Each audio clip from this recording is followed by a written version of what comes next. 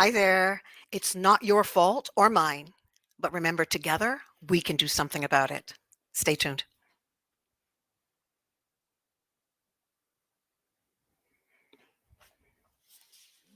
Voices of humanity, we need to hear your voices. We need to hear your voices.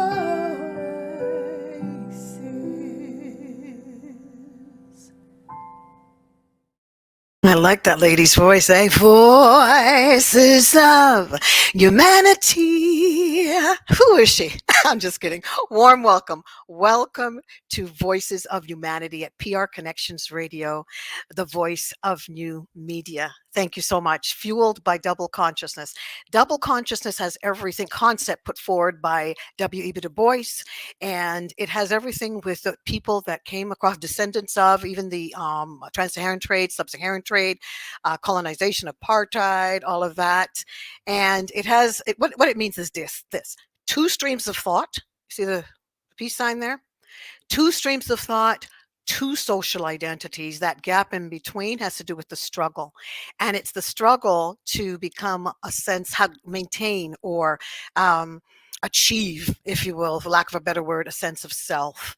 And how these people look as they come through the time warp, say it was 17th century, 18, 19, 20, 21, 21st century, here we are, how they show up and why they show up, how they show up. So at Double Consciousness, in our trainings, we give people an opportunity to tap into their conscious unawareness, the possibility, probability that they may not be aware of their unawareness in relationship to marginalized peoples and so-called minorities. And that's what it's really all about. We glean from the past, we forge into the 21st century, promoting hope and healing. And the next way we do that is at this podcast, Voices of Humanity at prconnectionsradio.com. Subscribe to the channel. We've got some great people coming up, great content for you, and we would love to represent your voice. Get in touch with me. I would so appreciate it. And tell me what you think. Okay. I have a very special guest here today. Looking forward to this. His name is D.S. Brown, and he's going to tell you all about D.S. Brown, Derrick Brown. And I'm going to read just a little bit. Here he comes. Yay! Welcome, Derrick. Thank you. Glad to be here. I am glad you are here. I've been looking you up. I've been looking you up. You're doing all sorts of things out there. In fact, just this morning, I was listening to, where was it? What platform was it on? Wisdom Platform. And it was a brief message on critical thinking. Okay. All right. I started thinking critically. Okay. I started like, okay. And I loved it. I'm going to read a little bit about your, about your bio and what you got, your expertise. Here we go. All right. Derrick is a thinker, writer, an innovator, a technologist, and creative. He utilizes critical thinking skills in order to analyze and assess individual and team dynamics for improvement and strong positive outcomes. This same skill set is utilized as a powerful problem solving tool. I'm a strong leader, able to influence for success across any organization at all levels. I'm the developer, of the tool for motivational empowerment 3FE. That's 3 F's and an E. And very interesting. So we'll get into that. Focus, establish the fundamentals, execute. So that's find, focus, establish the fundamentals, and execute. So that is 3FE3, capital F, capital E, 3FE. Fascinating. The everyday person's critical thinking tool for problem solving that enhances, motivates, and empowers the individual. I love to put words to that, Derrick, because I always like to take a bird's eye view and almost debunk what I think I know. Is it kind of like that? Kind of go right. So I just love this, and I'm going to read. And finally, and there's a lot more in there. Okay, before finally, I am an author with a passion for the written word and a true Southern gentleman. Ooh.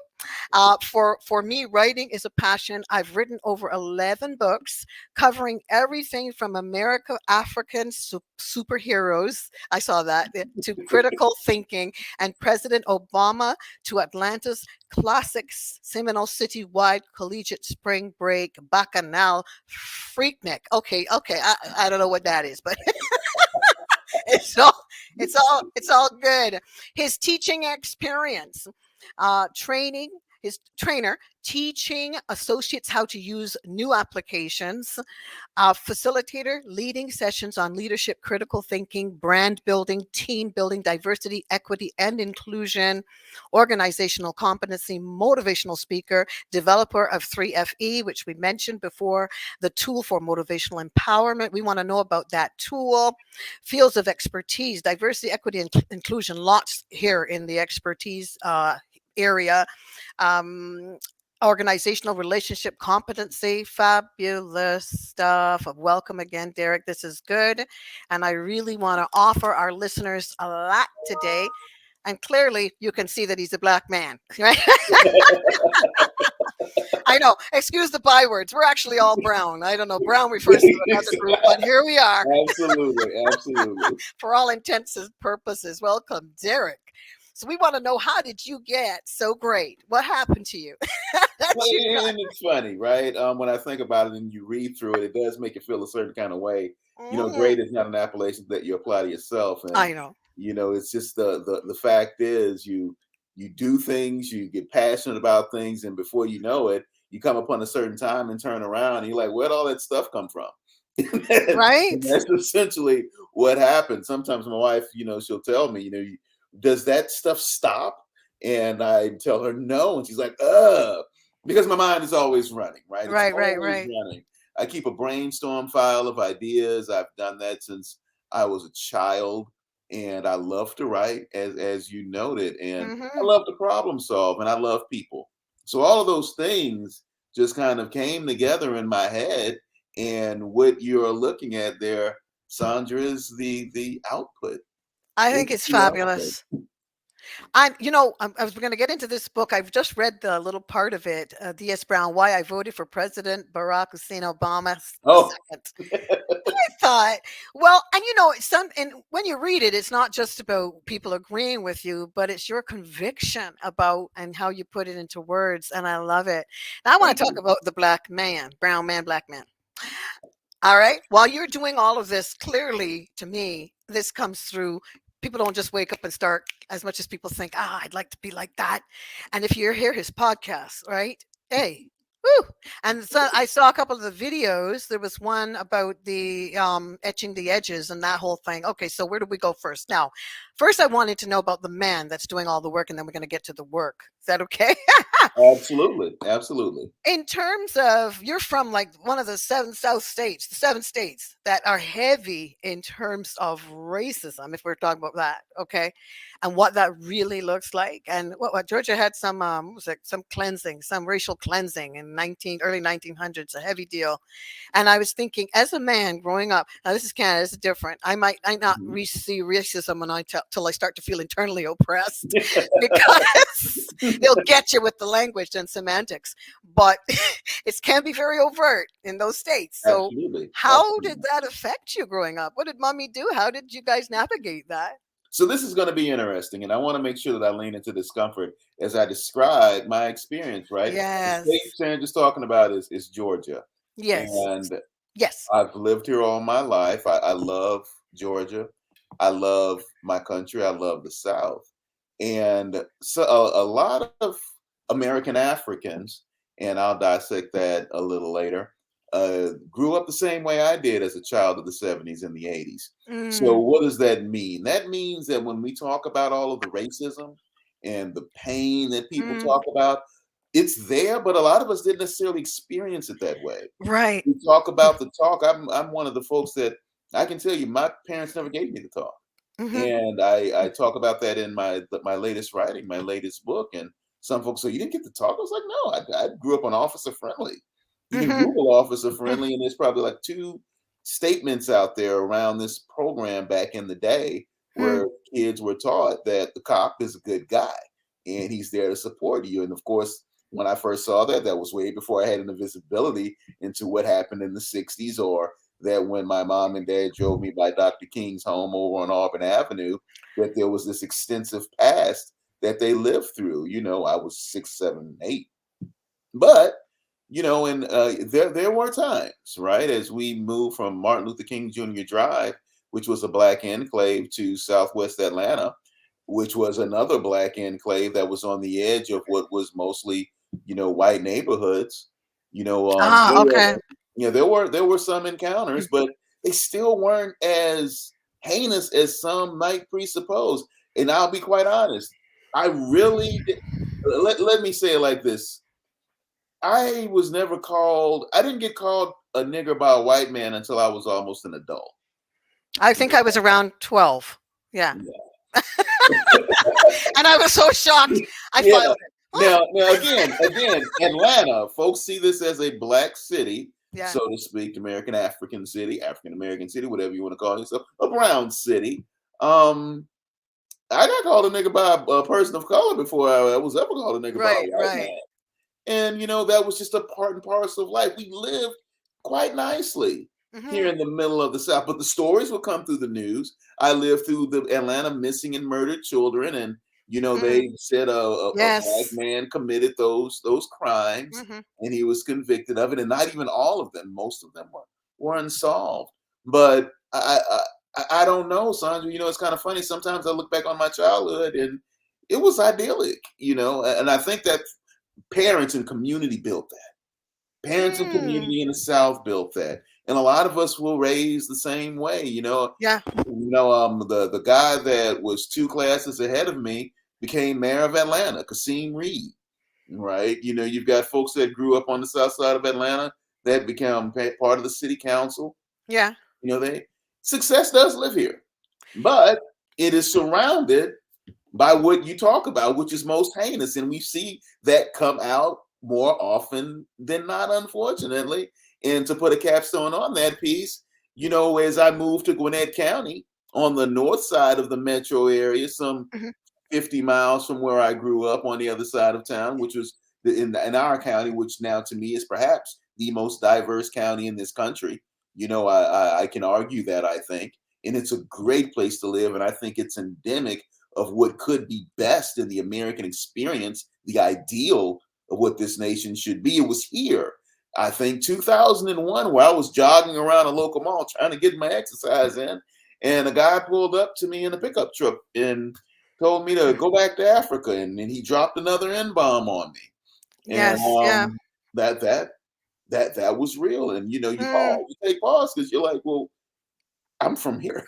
I Yeah. can't go back to Africa, don't you understand? Any more than you can. You look at Right. the two of us, your skin is tallow and tan because you're not actually white.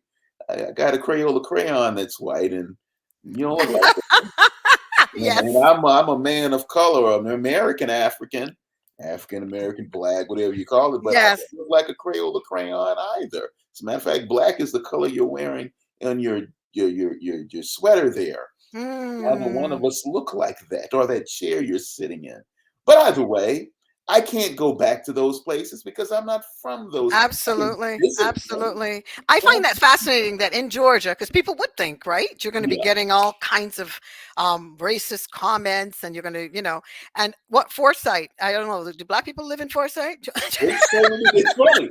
Forsyth has a reputation. For this is Gwinnett, this is Forsyth, Yeah. right north of where I stay. And it's funny because you've got that so-called thing called white flight, and folks flee. Mm. And now, if you flee, you will run right into me. And we find it fascinatingly amusing. There's a large Indian American population up there. There are Asian Americans, so to speak, right? Asians of different ethnicities, Hmm. and black folks are there too. And all of a sudden now you're seeing a rising shift in demographics, and there's a Democratic Party that's Right. active in the same space. So to me, it comes back to, hopefully, as these changes evolve, especially in these southern states where folks are moving back to, people of color are coming back, Mm. the great Yes. migration is shifting and folks are moving here. We can Mm. get ourselves to that point of discomfort and ask the real critical questions like, Absolutely. what you run into, and why? Mm. It's funny because here, about 5 years ago, I started doing this work, and I'll tell you, I didn't realize how much deep rooted stuff I had until I bumped into W.E.B. Du Bois' concept of double consciousness just by looking things up, looking for myself, I guess. And a lady out here, sociologist, Dr. Joy DeGruy, and she's doing this work, right? So I was on watching her video and she was talking about post traumatic slave syndrome. And I'll tell you, I had to put that thing on pause, going Mm. ball. I had a moment of, I'm telling you, they're like, I went back through the time warp and back, 21st century, 20, 19, 18, 17, because we show up here in the 21st century. I'm finding, because these are part of the trainings we do, that people show up in the 21st century and we were taught, see, you had a wonderful experience. We were taught sort of to pull up everything by your bootstraps. It's meritocracy. Don't worry, don't look back there. Shh, don't talk about it. But here we are in the 21st century and we're showing up a certain way. And a lot of people think that they are less than, right? And when you look back into the time warp and see what we brought home, and we got whites, excuse the bywords, whites and blacks, we came through it together. Now, one had a serious case of post traumatic slave syndrome. The other one had some cognitive dissonance, having to Mm. reconcile with the fact that great great granddaddy and grandmommy had anything to do with dehumanizing, villainizing, dismembering, Yes. hanging these precious people. So this is challenging. And when I realized how much I had filed, a friend of mine, we were watching a movie one time, and I don't know if you ever saw, what's it called? Ghost. The one Yes. with Patrick Swayze, Whoopi Yes. Goldberg, and I tell this story to people all the time. And here, Patrick Swayze died, and it was Demi Moore. He was Patrick Swayze and Demi Moore married. So Whoopi Goldberg is sort of anyway. He enters Whoopi Goldberg so he can make contact with his wife. So his spirit's in Whoopi Goldberg, and here is Demi Moore's hand here, Whoopi's hand here, and there's this, Hmm. going on. You got this white hand, you got this black hand, and I'm watching this with a friend, a white man, and all of a sudden that scene comes on, white hand, black hand on the white hand, and so he just points at the TV, and he says, "I hate that." Knowing this guy for so long, we were so close. I hate that, and I went, "Ooh." In your mind, I'm thinking, should I use the R card? Starts in an R, ends in an E. What is this? Because you're not supposed to use that card, that race card, and if you use it, you're supposed to have a little shame attached to it. Hmm. So I'm hearing this. So I said, "What are you talking about?" And he said, "That, the black hand on the white hand." Viscerally.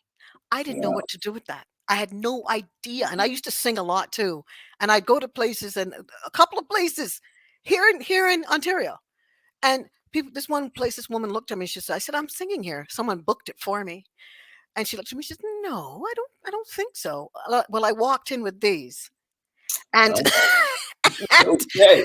I say to people, if I call you right now, and you call me, and I pick up the phone and I say, "Hi, how are you?" "Oh, this is great." "Yes, thank you. Do you have the package?" "I look forward to meeting you too." Right? But if you call me and I answer, and I'm like, "Man, yes, you got the package? Everything all right? Okay, I gotta talk to you." You might assume the first voice is white. That's right. The That's second voice, you right. might think it's Caribbean. And there's a lot of this sort of implicit stuff. That lady looked at me that day. I never did sing there. She had to check and get back to me. And then the Wow. friend that was with me, that was white, sat down in front of me because I was very emotional. I thought I looked nice. And so she sat down, and my friend said, "Oh my God, I think they're prejudiced." And it was hard. There's story after story here. Yeah. Yeah. And that is incredible when you think of that implicit stuff that we brought home with us because we were taught Yeah. that it was passed on, and then you pass it to your children unintentionally.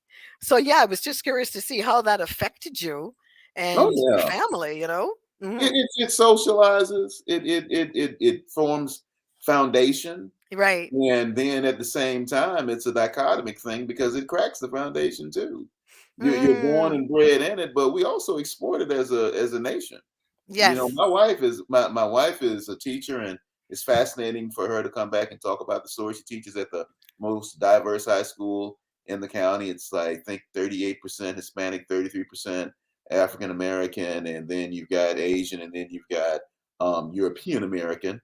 And Mm. the conversations and the challenges all cross these divides, and the biases, they wash their way through the hallways, and they have to Mm. talk their way through them. A quick anecdote around how I think of these things is I raised my daughter here in Yes. North Gwinnett, to be proud Mm. who she is. And, and of course, there are these things that I didn't think she'd run into because it's 2017 and 2018. And Hello. I'm teaching her to be proud of her hair, and go ahead and rock that afro, girl, and whatnot. And, Great. and I'm not, in my home, there in our library, we have a library instead of a living room because a living room has no basis or purpose to us. And we put books in there instead. And there are images of people of color and things of which you can be proud. And we try and get her to view these things on the screen and what we watch, and we speak pride. So you got to know, Sandra, I was fascinated and shell shocked when she came home talking about down hair and how down hair is pretty. And I'm looking at my wife, like, what the hell is Oh. down hair? And Please tell me, what is straight it? hair. Straight Ah, I got hair you. that's been relaxed. Okay. And I went, Okay. what? What? When I got these Ebony magazines over here, and how did it happen? Wow. Socialization, exposure, and even though we live in a diverse community, it's still to some degree there's the overarching American experience Yeah. and what that's supposed to look like, as opposed to what's ideal, holds sway, and it socialized my child. So she goes to the North Gwinnett Middle School and experiences some bias and racism, and white kids wanting to call themselves nigger and things like that. I know. I And other know. kids who are saying, well, don't you think it's kind of funny that perhaps you should have been my slave? You see, and I'm hearing this, and I got to go up the street now and strangle somebody. Yeah. Yeah. I know. Because this is not what I expect out of education. But the Yes. shifting of, and I didn't strangle anyone. You didn't see me on the news. He did not. I Okay. did not. And it was great to see that the teachers really were, in a lot of them freely admitted, they struggle with bias, and they're struggling to understand it, which makes them, at least in that regard, how you relate to a child of color, deficient. And those are things that have to be addressed. And I love it Absolutely. when my white Absolutely. colleagues and friends say, we get it, Derek. This is our responsibility. Oh, see, I This love is it. what we have Yes. to be accountable for. Yes. And I love it. And I'm like, so and it's happening, it's changing. And I think it needs to happen in a place in a state like Georgia, where we've Wow. got an outsized reputation and there's still things happening that you get to see magnified on the news. But the result where it comes down and lands correctly for me is when my child takes on the opportunity to say, Daddy, I don't want to go to the high school up the street, which has all of these accolades and whatnot, and a ton of money to go with it. She wants to Mm. go with my wife to where she teaches at that school that's the most diverse in the state. That's a Title I school that Okay. also has all kind of extra programs to Yes. go with Yes. it that are Yes. centered around DE&I. These Mm. things that are trying to get kids of different backgrounds to better come together. She's thriving. She's Oh, I'm thriving, so and glad. she's rocking a big ass afro. Oh, thank you for the And, afro. and I could not be more proud. Let me tell you, a This straight A is fabulous. athlete getting afro rocking child that is trying to get politically engaged in county politics at 14 and is already a leader, in my opinion, beyond anything that I might have imagined. Is quick to sit down and talk to me about the inequities of the American socioeconomic experience, Mm. using those words herself, and recognizing that even though we take 4 steps forward, get knocked back 4 sometimes, it's always forward. It's Oh, always forward. And love this it. is and this Love is it. my child. This is the experience, and we're still dealing with things, Sandra, I'm right? But I'm proud of her for that afro. This is yes, okay, Derek. You got to hook me up with some young people. I need to get some youth up in here. This is serious business. I need to get some young people up in here talking. I remember Dr. Francis Cress Welsing said something. I know you. I have to book you right after this show again because look at the time. Okay, and I it's got a time whole again. heap of things. Dr. Francis Cress Welsing, she said something once. I turned her off for months. This is when I was sleeping. So she said, fill your life with color. She said to our people, black people, go home, take down all the stuff off your that belongs to the other. And I've got a lot of other in my family. We're all mixed up with stuff in our family. So Yes. we're not coming and doing a reverse racism, which there's no such a thing, but that's another show. But when she said go home and take the stuff off your wall and put up fill your life with color, because and then I turned her off. I was like, oh, what is that? Racism, reverse racism. And then I woke up a little bit to things, and I went and I'm back, and I just love Dr. Frances Cress. And I'll tell you, she said, and I listened to the end of what she was saying, got my critical thinking on. And she said, because we've had so much of the other. You're disconnected from who you are. Every other group Right. owns themselves. That's right. So, and they told you it's just by meritocracy. No, heal yourself and close that disconnect. 21, 20, 19, 18, 7. Go back and look at what you didn't want to look at. You'll come back here free as a bird. But she was saying, if you could just fill your life with color so you identify, get a hold of this, love it, hug it. Love it. Um, it's Love it. I think it's a magnificent thing, and it changed my life, that listening to that woman and understanding who I was as a woman, as a Black woman. But I got to get somewhere with you today, and I'm just glad we could have this talk, because we could sit here and do a lot of this, and for Yes, an yes, hour will be yes. gone. But Lord, let me just plug in this thing. Have mercy. This is real time. It looks like my thing's running out. But what I really wanted to know about was, I really wanted you to talk a little bit about critical thinking. It just moved Absolutely. me. I never heard it Yes. like that before. And what's his name? Colonel, what's his name? He does a lot. Colonel West. He talks a bit about that, Yes, yes, right? yes, yes. It was funny because Cornel West came to the University of Georgia. I can't Oh, remember did the he? year, and he spoke, and he inspired me. Yeah. And it was also fascinating to hear him as he expounded from the stage. A friend and I was standing in the back, and she and I looked at each other and laughed, because you could see that, as you know, Cornel West's vocabulary. He's a doctor, Doctor Cornel West Clearly. is, the way he speaks and how he says it, powerful, right? And he speaks in a Black tradition, Yes. connecting and using words that are extensive and deep. And we were looking around the crowd, and you could tell that some folks' eyes were starting to boil over, like their brains were starting to explode a little bit as he Yes. was sharing the Black experience from an intellectual perspective. And it was powerfully motivating. And I just think that part of that inspired me to continue my intellectual curiosity. I'm by no means what I consider an intellectual giant. Now, there's no doctor in front of my name, but I'm curious. Yes. And I Yes. like to read and I like to write. And my critical thinking approach came from me doing a bit of study, reading some books, and being inspired by people like Dr. West. And I said, well, you know what? From an academic standpoint, I get that, but that's not really what we need. That's not the salve, or, the balm that's going to take care of us, right? We Yes. need everyday critical thinking. We need to teach Mm-hmm. regular folks to stop. First, stop, Yes. then think. Take a beat. Even in Yes. the heat of emotion, can you stop and take a beat? If we would do that more often than not, a lot of the bad things that occur would not.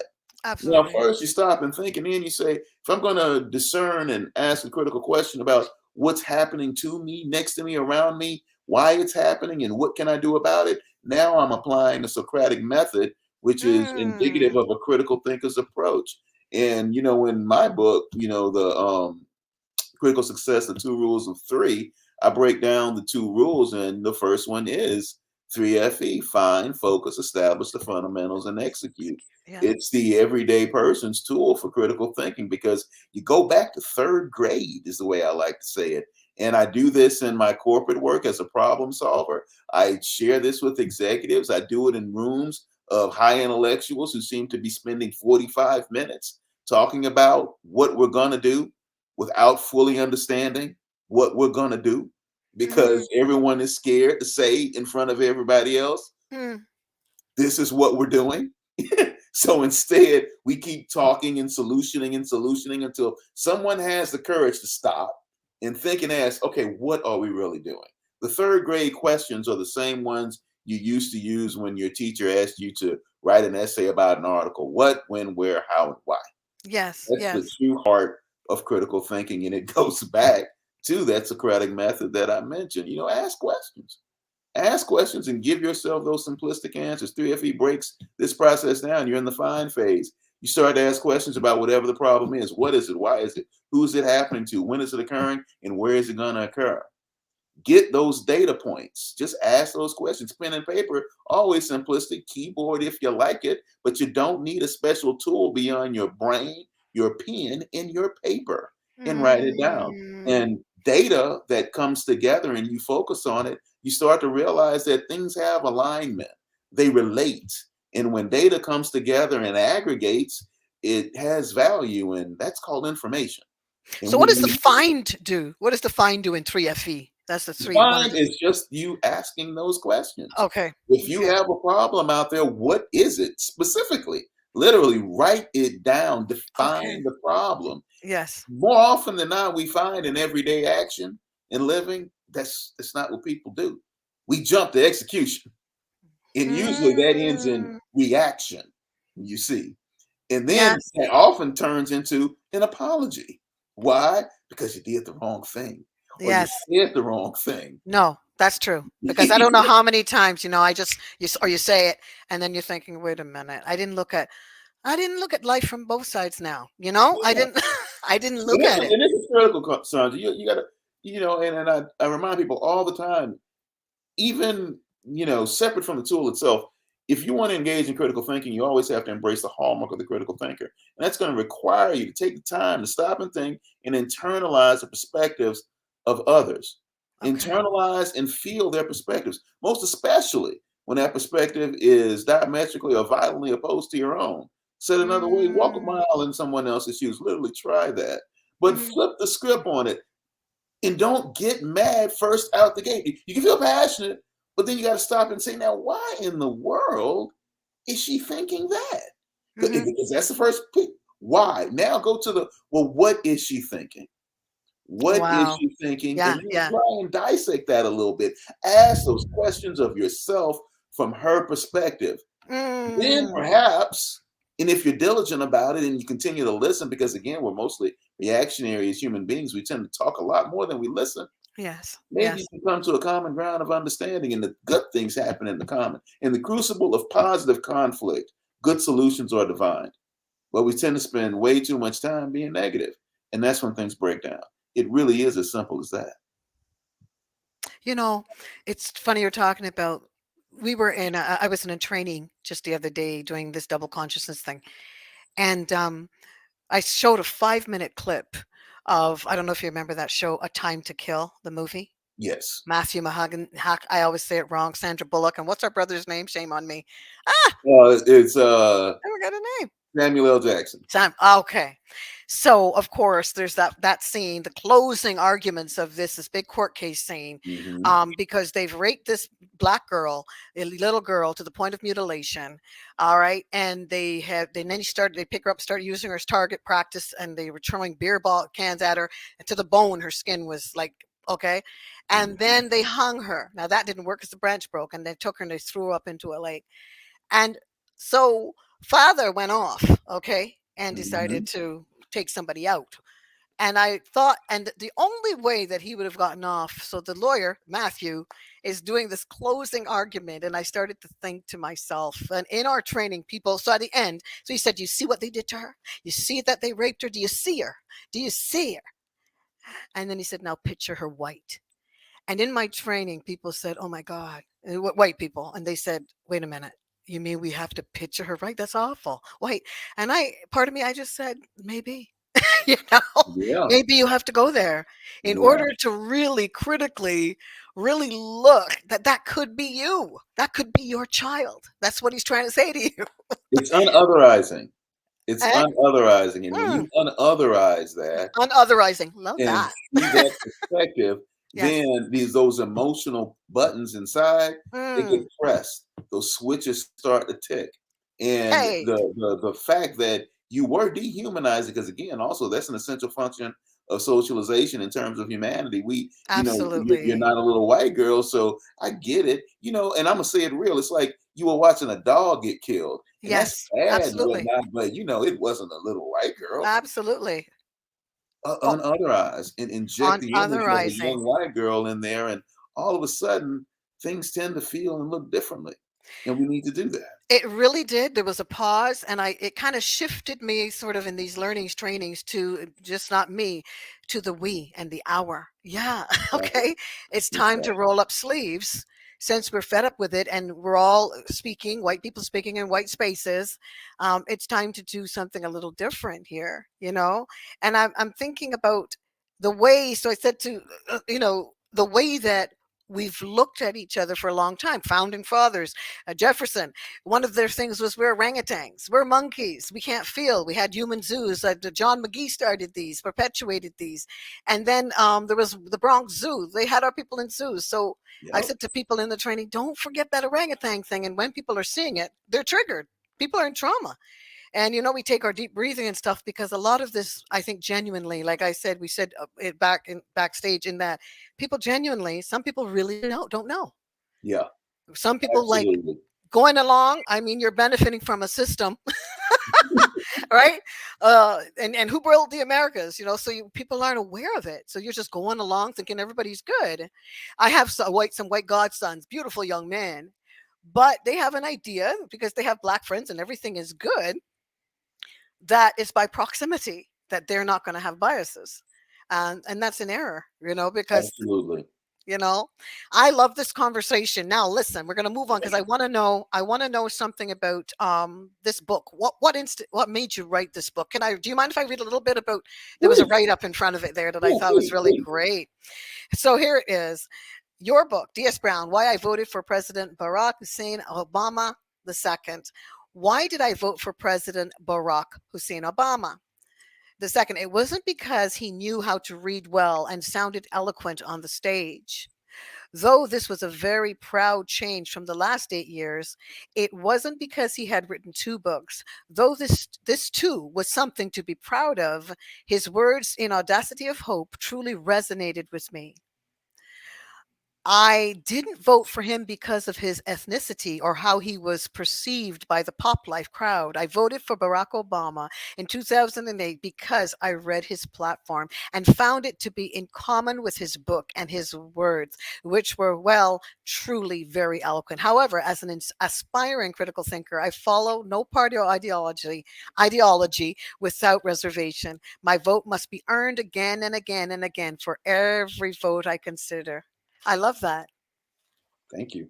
Thank you. Really great. So, what inspired you to do a book? Well, I'll tell you, at work, I've been, what do we call it? It's called a diversity champion, right?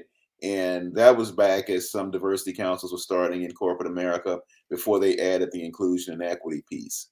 But it was a great part of my life in terms of crossing cultural divides and really getting my mind in the mental spaces beyond where I'd already gotten comfortable because you know I had already vacillated back and forth in ideology party and all that crap. And you mentioned bootstraps, right? And I'd read Ayn Rand in school, and we won't go into all of that. But it took me to volunteer to realize that you can't force a child to pick themselves up by their bootstraps when they don't know what a bootstrap is or a boot, where to go to find one. If they found it, they don't know how to put it on and lace up. That's And all right. of those things inform my opinions in terms of how I would engage other ethnicities.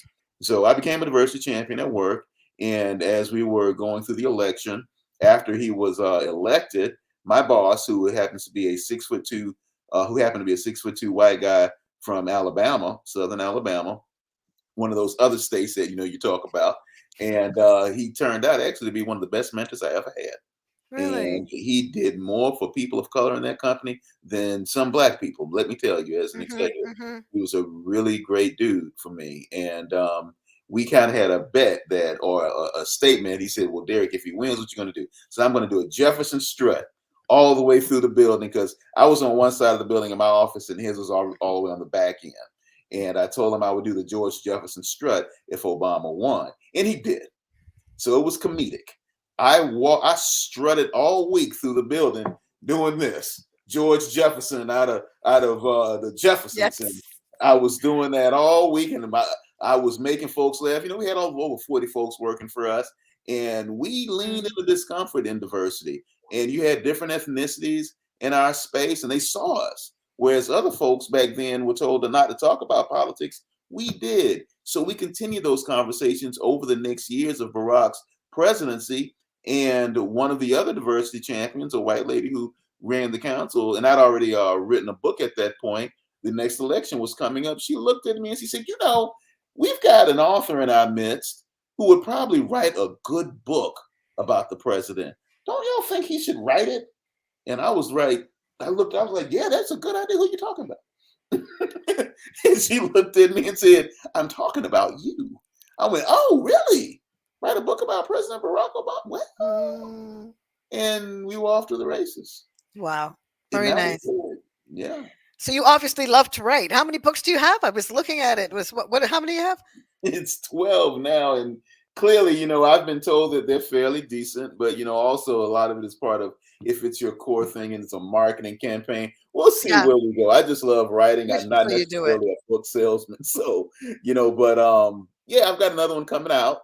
Actually, it's going to Mm, come out in about another week or so. So it's the smallest book, shortest book I've ever written, but it's also tied to a NFT. So I'd love to share that with you folks. I think it might be something that's intriguing. Folks might say God doesn't necessarily have a place in science fiction. And I would say it's not for or against for me to tell. It's for me to okay. share a story and allow you to think. So Okay. that's Okay. what's coming You could next. learn a lot from those. So Yes. why are you such a policy, political, like, whoa, you that guy? Where'd that Yeah. all come from? Well, that's kind of funny, right? I'm not necessarily I wasn't raised in a highly charged political environment, but it comes from the stuff we've already talked about, Sandra. Eh, eh, the folks like to say politics doesn't belong at work, it doesn't belong in every space. Mm, And I love, from my perspective, I call it educating. And I tell people, I did it recently with folks who are actually serving in government. I'm like, no, you're saying the wrong thing. And they're like, what are you talking about? Like, politics is in everything that we do. yes. Politics is a function of how we manage the spaces in which we live, Mm, how we govern, what we can and can't do, what do we punish, what do we award, and who gets money. That's everything that we do. So yes. you can't talk about going to work and, well, we don't bring politics into the workspace. Yes, you do. Yes, you do. The contracts that you engage in, how you engage with each other, Hmm, depending upon your ideologically with whom you identify, your behavior may shift. It may cause you to stop thinking critically. And what does that mean from a corporate perspective? That means you might not work well with your teammates. That is something that I can actually quantify because you're dealing with that BS. That means you erode the efficiency of your team. And that means you're not going to be that innovative. That means it's going to take you longer to solve the problem, deliver the product, deliver the software, install it in production. And if you're not doing any of that, then you're eating at my company's bottom line. That's politics through and mm, through. And I need you to get that. I need you to get that because if you can get that and engage in that in an appropriate manner, then you'll be a better employee. And we'll all be better together. So let's start with that. Let's understand that. That's what got me engaged in politics. I started thinking about it critically and I said, well, if I'm going to do anything about it, I will. You know, you got me let's going on the show because I'm listening to some of these. You got the politicians up on the podcast, and I started to think, oh my gosh, and what you just said, it permeates everything. everything. Everything. It I don't like permeates everything. taxes. I can't stand them, but Yeah. I like good streets in front of my house. Yes, absolutely. I like a Absolutely. stoplight that runs. You know, Wow, wow, wow, wow. And what about the podcasts? What so kind of a uh, vehicle is that for you? a friend, it's a vehicle for what we just discussed. A friend of mine, right before Trump was up for reelection, told me, just the way I talk and whatnot and what I write about. He said, "You should do a podcast." I said, "No, I have time for that. That's not my bag." He said, "This is your bag. You like talking about this stuff. Well, you like writing about it. You can talk about it too. It's just a little bit of time." So I said, "A little bit of time." And I'd done a couple of videos with some friends too. So the next thing you know, it came from left field, and it wasn't necessarily my gig, but he threw together some music for me, came up with Wow. some iconography, Hmm. and the next thing I know, I got a podcast, and it's fun. It's fun. It's fun. It's challenging, but it also feeds something for me because if anyone listens to it, an always aspiring critical thinker, I want Yes. to make people think, and I want them to ask questions of the people around them, and most importantly, themselves. Right. And in terms of how we govern, I think it's critically important that when I'm pushing on the podcast is that you always question. The one I just recorded, a guy who was running for office and he didn't qualify, so he's not running again. But he's a Democrat, and he was Hmm. running against another Democrat, And he wasn't necessarily doing it to say, I don't like this guy. But it's about what I say in the book, Barack Mm, Hussein Obama, why I voted for him. mm, It's because I looked at his platform and I read it, because as we know, reading is fundamental. I read mm, it. I identified with it. It was right for me, my wife, my daughter, my family, my community, my mm, city, my state, my nation. And that's the calculus. That's what I think every individual needs to do. And if you're not, if you can't, then get with someone who will help you with it. I'm not going to say don't vote, even though once upon a time I did feel like that. Everybody should exercise the franchise. It's mhm, that important. mhm, But you need mhm, to understand why you're voting, and it's not a popularity contest. And every time someone runs for office, hold them accountable. I took Barack Hussein Obama's first term and compared it to what he said he was going to do for a second. And of course, I look back at what he said he was going to do, and it all aligned. There was no question who I was going to vote for. mm, And that was it. I had a good friend who told me, well, Derrick, I was just wondering, did you vote for him because he's black? Because, this other guy did. This other guy that we worked with was a senior level director, and he didn't care who he told. He said, I voted for Barack because he's black. Damn it. It's like, exclamation point and emphasis. And, Derrick, you did too? Nope. If he messed up, I'd vote him out. Well, what do you mean? I said, well, it takes work. I read his platform. I read his book. That was really one of the first great things. Like I said, what was in the book was in his platform. I'm like, wow, this is logically going to make sense. mm, He's probably going to catch hell trying to do this, but let's see what happens. And in my field, I actually told my VP this when she was saying, she was relaying what this black director had said. He's like, I can't, I don't think I can get behind him because of the things he did. I said, like what? She didn't necessarily know, right? Because mhm, he was still glommed onto the popularity contest. But I told her, do you know who Vivek Kundra is? She said, no. I said, this is the czar for information technology for the entire administration. He was not necessarily that popular. Want to know why? Considering how you Republicans think, he cut costs aggressively. Folks lost their jobs because they mm, were lazy in spending your tax dollars. He found efficiencies and he put a dashboard out for the public to see, an IT dashboard to show federal government spending on information technology. It was mhm, awesome. And it was the right thing to do. And our eyes got big. He did that. I said, yeah, you like that, don't you? It's the kind of thing mm, that conservatives always seem to talk about. Now, I know you may feel some kind of way that the black guy did it or that the Democrat did it, but if we can get past that stuff, these are the common grounds. mm. These are the things between us. This is where if we can just put our ideology on the shelf, we can go, we both want this. So let's make sure that the person pushing back gets in office. That's where we have to be. Mm. I'm going to add something, and I want to hear what you think about this.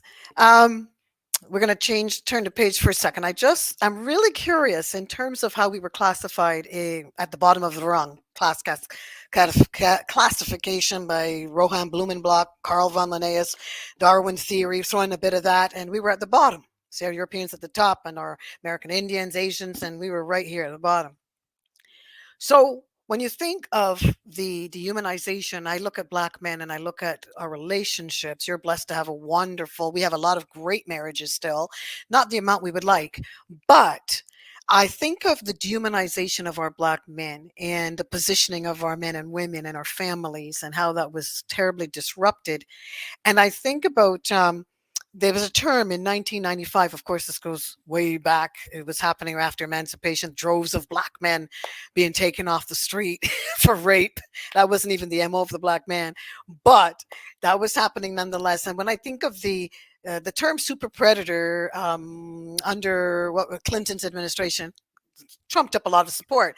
These super predators, hawks and lions that are going about raping people and killing people. And a guy from Princeton U, and I ask everybody this because I really want our audience to know that your take on it.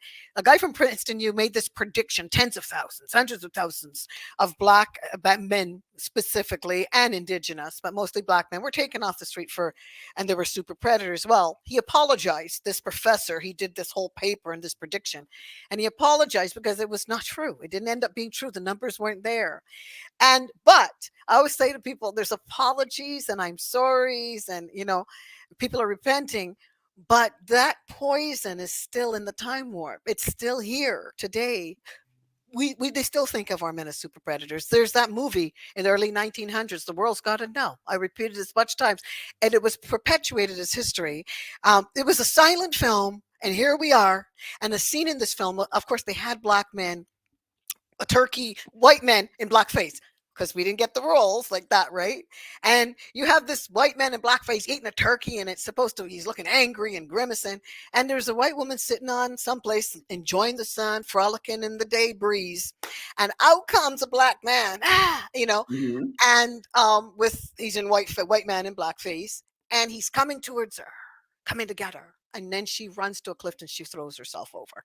And the commentary was she'd rather go to her demise than to be raped by a black man. And at the end, this black man is taken off to get hung by the Ku Klux Klan. So it elevates the Ku Klux Klan, and this is Birth of a Nation. And I think about all of these things that is in the time where 17, 18, 19, 20, 21. And critically, when people are looking and thinking that they know something about the black man, that they can look at a black man and say, oh, yeah, they belong. Yet people actually, as I see it, don't realize how subliminally seduced they have been for hundreds of years. And so as a black man, do you have a son as well, or I just have a daughter. that's good, the daughters are great. But Yeah, yeah. but when you think about something like that, and how that, if people are really looking at this critically, because it's not knowing anymore is almost like it's not a thing anymore. Mhm. We kind of have to, you know I think people need to get the 3FE, because if we are really looking and making conclusions about our own bias, because a woman came online with me once for a virtual tea, and she was like, I was offended that you said we all have biases. And my attitude was, look, We if do. whether you were born, or you came through a womb, or via a petri dish, somebody passed something to you. Yep. And you're right. Right. So I was just kind of thinking, how, in terms of perpetuating this sort of thing, how would critical thinking apply to the other when they're looking at this? What do you think about that? No, it's real simple. It's real simple. The first thing you would do is you would stop. You would stop and you would think. That's always take a beat. Hmm. Take a beat. In the heat of the moment, take a beat. When you're not in the heat of the moment, take a beat. When your first assumption is to say he is, think about some grace. Give a person some grace and listen before you speak. Hmm. Listen before you speak. And I would say this to your to the other person on your show. We all have biases. We all do. See, the challenge, Sandra, is that there are facts and there are opinions. Yes. Yes. And opinions are easier than facts. And the filters of opinions allow us to turn facts into things that are palatable. We can scale them. But then, of course, they're no longer facts. There's no such thing as alternative facts. Mm. The fact that we all have biases is a true thing. There's a Harvard test out there that you can, and it showed, I think it was 60 Minutes years ago, the little video, you can Google it, where the black kids are looking at the black doll. Oh yeah, the doll test. We use And it a the lot. black We doll use is it all the the bad time. one. Yes, it's crazy, right? Where did that come That's from? bias in action, Yes, real, absolutely. recorded for all time. I Yes. have biases. Hmm. Chris Rock did a whole comedy skit Mm. about black people versus niggas. Absolutely. He did the whole thing. And this guy, Dr. David R. Williams out of Harvard, did this amazing. He's got all these stats on this whole thing. It's a lot of people doing this right now, and it's true. It's a thing. I love that. Stop. Take a beat. It be Yeah. insane, Yeah. insane. And by the way, and I will apologize if some folks felt offended as they listened to my use of the N word, but I use it in the manner in which it must be used. It carries a Absolutely. lot of heat and it makes your stomach sink a little bit. Yes. Yes. And It I does. use it It as does. it was used on me for that very purpose. I just wanted Yes. to make sure I added that out. Yes, yes. And I really want to I want to thank our listeners, because there's people here that really support what you and I are both doing. There's a group on Facebook, what's it called? White people doing something. We got can't white people doing something, and white people against racism, and there's another one, Canadians against racism. It's really great. There's some things that are going on out here.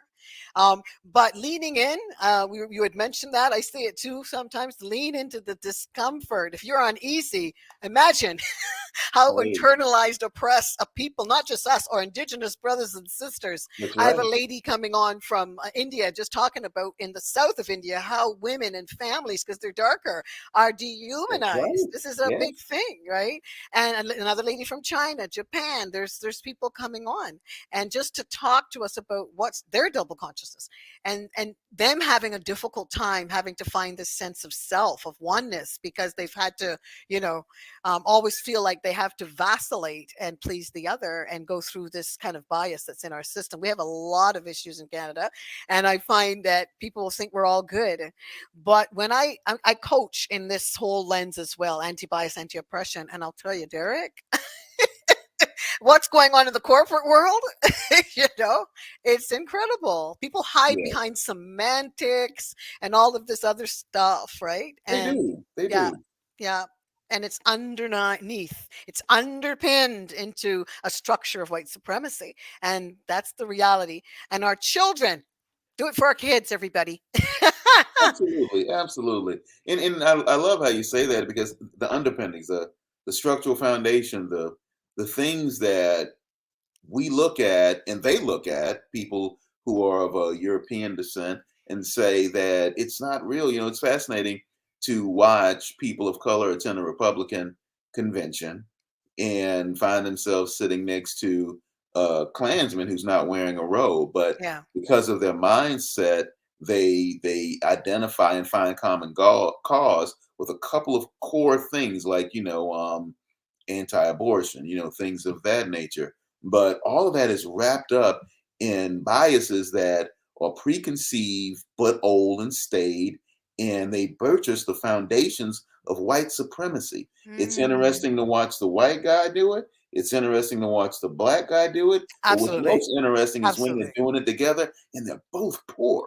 Yeah. Are they both struggling in some means or some way? Hmm. They don't know our history and they don't know that the entire thing, the function that they're driving, was born of some smart folks who were trying to start businesses that said, if we let these poor folks get together and act right, they're going to run us. We can't have that. Mm, I say it simply because the American export that is racism started from that conversation that happened mm, somewhere, perhaps in the offices of the East India Company. I don't know. mhm, But it mhm, happened. And the mm. result is something that we feel globally. And Yes. I want folks to understand, Canada has a reputation, but you're like, we catching it up here. You're saying it, saying we're catching it all over the world. Don't you Mhm, folks know? mhm, Don't you know mhm. the racism that you can feel here in Georgia, you can feel in Singapore, you can feel in Moscow, you can feel Clearly. at the border between Ukraine Oh, yeah. and Poland. Yeah, Just to make absolutely. it clear, please don't lose sight of that fact. Mm. What would you like to leave with our listeners? I would leave folks with just one thing in specific, and it comes from what we've been talking about, the foundation of why I do what I do and what I push, and that's being an aspiring critical thinker. Stop and think and take a beat. Breathe. And Mm. if you would do anything that I would give you, use the tool 3FE, find focus, establish a fundamental plan around what you're going to do. And when the plan is ready, pull the trigger on it and execute. And for some of you, maybe that just means execute on a plan, go to lunch with someone that you thought might be so diametrically opposed to how you think that you consider them other. But if they walk on 2 feet and have arms and nose and a mouth, well, that probably means you're a human being. That Wow. means they're just like you. Give it a shot. So how can they get a hold of 3FE? So they can go to meetdsbrown.com. So I'm going That's to get the all your links website. so that when we push it out, that it'll be Yeah, in the description. yeah. Meet sort just in case. Meet what? Uh, Meet BS Brown. I'm actually putting it in the Yeah, put it in the chat. there you Thank go. you. If they go to that Good. website, I've got a bookshelf there. All my meetdsbrown.com. books are listed. meetdsbrown.com. If you guys want to check that out right away, go ahead. That's right. meetdsbrown.com. meetdsbrown.com. And we've got the podcast. I think folks would love to get a Oh, so better yeah, I'll read. put all that Yeah, you're gonna send it to me anyway. I'll have you send it to me, and Yes, then I I can just will. link it up Yes, and I we'll kick will. it out. This has Yes. been a pleasure. Pleasure's I been know all you are mine, a busy man, but you made Sandra. time for us at Voices of Humanity. Good stuff. Everybody stay tuned. We'll be back in a second. Hi there, I'm Sandra McKechnie from Double Consciousness. Double Consciousness looks like this: cultural sensitivity, cultural awareness trainings. I've been doing it for 4 years. We're going into our 5th year, our 41st time on Zoom, and we're doing it. Would love you to join us. The next thing that I do is I'm a certified life coach holding space for clients in the areas of cultural awareness and sensitivity, right? So people that may have a challenge and they just want some space, a consultation, coaching opportunity to unpack implicit racial bias. Everybody's welcome, and we would love to have you in the trainings or book a consultation. And we have a free opportunity, 15 minutes, if you want to have a chat and get to know me and find out where you fit in that. The next thing that I do is I am a host for Voices of Humanity out of prconnectionsradio.com. If you want to be on my podcast and you're a fit, because it does have to fit with the show, has to complement the show and the network, I would love you to get in touch with me. And I'm also, from my heart, and I've always been a singer-songwriter, and I love this stuff. I love the singing. We put it in our trainings, our cultural sensitivity and awareness trainings. So sometimes I just sing just like this. You're all that I want. You are all that I need. And you brought me here when I can't find my way. You're all that I need. And you brought me here to pray. You should hear that with my keyboard player. It's to live for. Thank you so much for your time. I hope that helps you to know who Sandra McKechnie is. Take care. Bye for now. Wonderful, wonderful, wonderful, wonderful. Thank you so much for joining us. It was great. It was really good. Good for you to be here. Remember, this is fueled by double consciousness, 2 streams of thought, 2 social identities. There are trainings that I do. I also coach in that area, and I look forward to spending time with you again. We're going to have amazing guests on. And so, Derrick, thank you. Thank you for being you and sharing with us. And I will get you all of Derrick's information, Derrick Brown, and he's insightful, critical thinking. I'm going to put it to practice. I hope you do too. Remember, it's not your fault, but together we can do something about it. Take care.